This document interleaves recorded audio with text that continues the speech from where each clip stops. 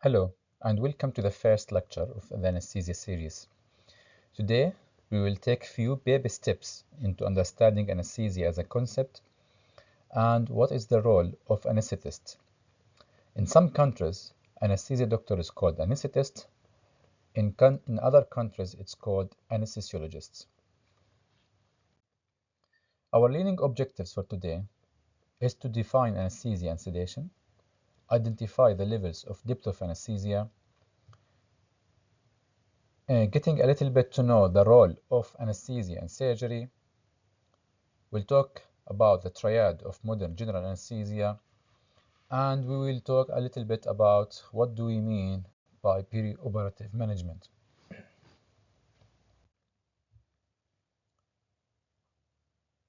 To understand the definition of anesthesia, you first need to understand what is consciousness, awareness, and arousal. Consciousness refers to a very complex state of interacting elements, including wakefulness or arousal and awareness. So it is a state of ability of being awake to a level where you can be responsive to internal and external stimulation. Being aware does not necessarily mean that you are conscious. Awareness means the ability to process and store information or sensation in order to interact with internal or external environment, which means you are vigilant to stimulation, whether from the outside or from the inside of your body, including your 5 special senses, like vision, hearing, touch, etc. Arousal or wakefulness is the state of receptivity to the external environment, which is usually the function of the reticular activating system in the central nervous system. The lack of sensory input will affect both of these components of consciousness and arousal. Sensory input might include pain, temperature, touch, pressure, deep or light, and proprioception, in addition to the special senses.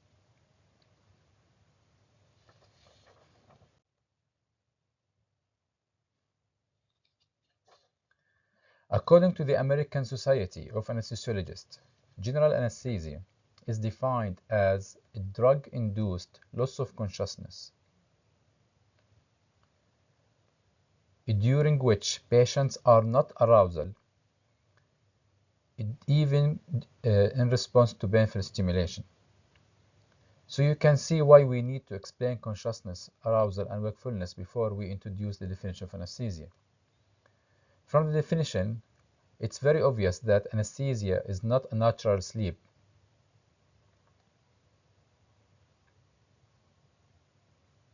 It is something induced by medications, and the idea here is to deprive the patient from sensory input so we can affect arousal and awareness and ultimately consciousness.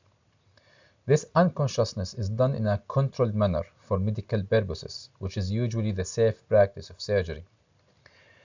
For surgery, it usually starts with induction, which is the initiation of the state of anesthesia, followed by maintenance, which is during the surgery will be conducted, during which we can sustain the effect of our medication. And the end of the surgery, we terminate the effect of anesthesia medication and recovery of the patient starts, which is called emergence. If you are delivering general anesthesia, we have different stages of unconsciousness. Consider these stages as a continuum of a spectrum ranging from fully conscious at one end of the spectrum to general anesthesia at the other end of the spectrum. In between, we have different stages. These stages are classified based on responsiveness and the effect on airway, spontaneous ventilation, and cardiovascular function.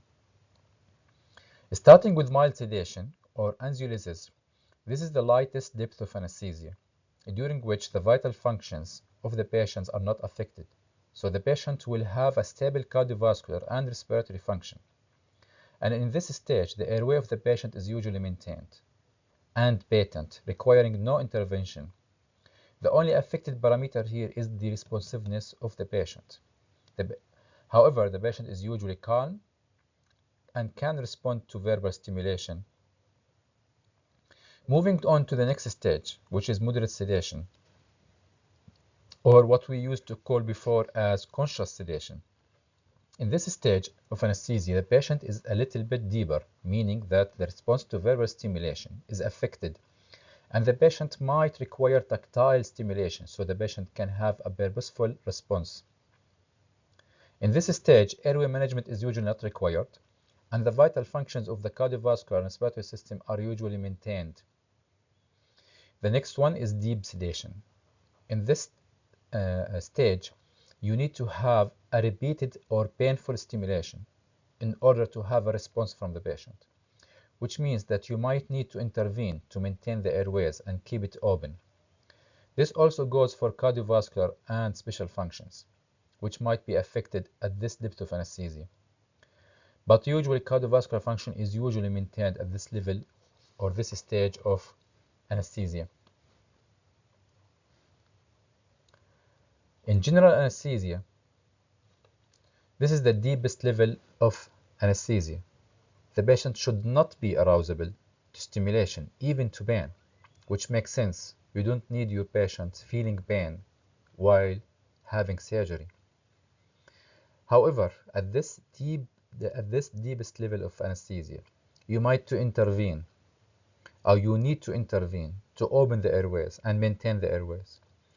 And usually, cardiovascular function might be impaired, requiring some interventions to put back the blood pressure and heart rate back to normal.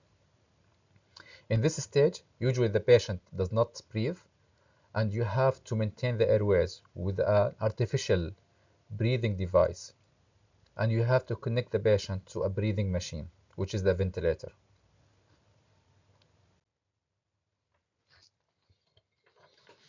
The word anesthesia is derived from the Greek word and aesthesia. An means without, aesthesia means sensation. So it means deprivation of sensation, which is very essential in the practice of anesthesia. You can't put a patient through surgery with pain.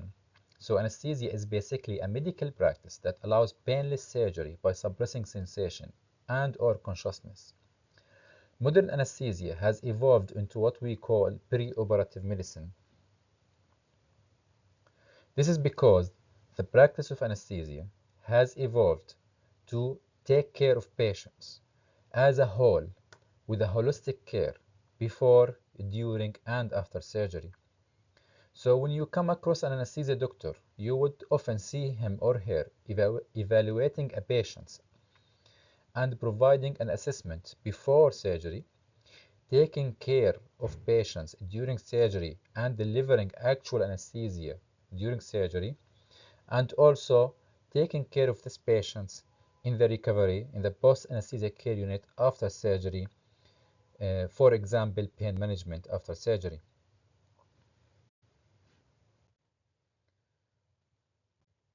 This leads us to the role of anesthetist.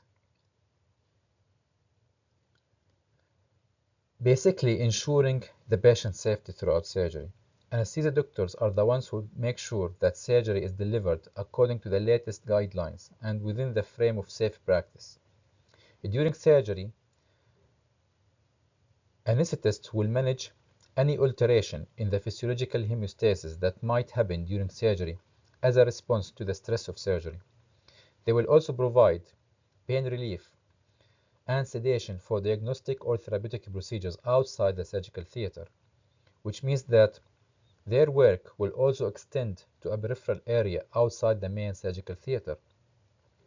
This includes radiology suites, cath labs, and endoscopy units. Anesthesia doctors provide anesthesia for patients of different ages and different comorbidities. But what also differentiates anesthesia doctors from other specialties is their expertise and their frequent involvement in management of airways, which makes them very expert in this field. And very often, when another doctor requires help in managing an airway, they will usually ask for the help of anesthetists. Another specialized field in anesthesia is critical care, which makes anesthesia doctors and experts in managing and monitoring hemodynamics and advanced life care.